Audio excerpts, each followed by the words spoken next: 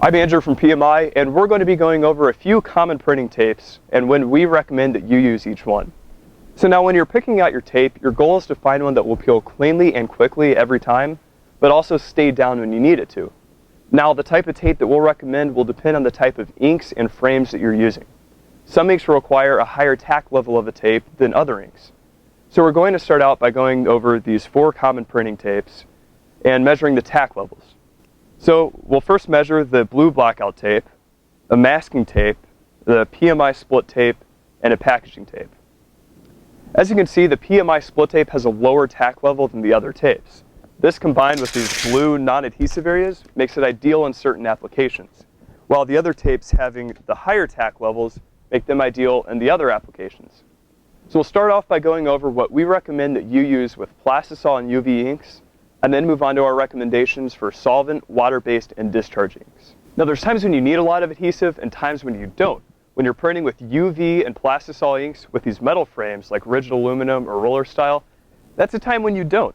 You see the PMI split tape has these blue non-adhesive areas that go against the frame, so you get just enough tack where you need it, and it'll still peel clean every time.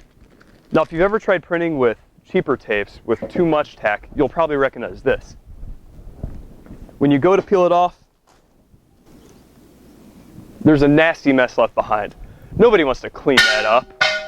Now, the only time when you might be able to get away with cheaper tapes is with using wood frames. Now, because of the nature of the adhesive with the packaging tape and masking tape, there's a chance it might peel clean. But if you do find that there's an adhesive residue mess left behind, make sure you're not spending too much on things like labor, chemicals, and damages caused by those cheaper tapes, because those can often outweigh the savings that you got by these cheaper tapes in the first place.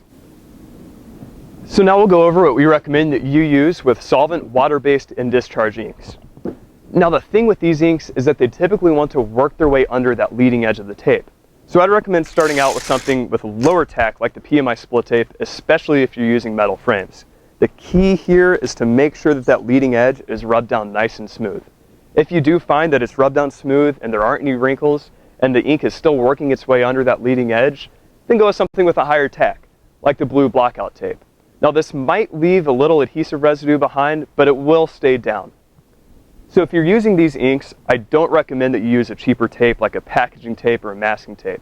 Because of the inks, the tapes likely won't even stay down, and when you do peel them up, it'll most likely leave a nasty mess left behind. So the last thing that I'd like to go over is the length of each roll.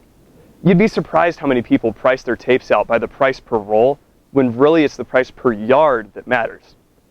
So the packaging tape has either 55 or 110 yards on a roll. PMI split tape has 60 yards on a roll. Masking tape generally has 60 yards on a roll. And the blue blackout tape has 36 yards on a roll. So basically when it comes down to it, you don't want to be using more tack than you need to. There's no point in scraping off residue if you don't have to.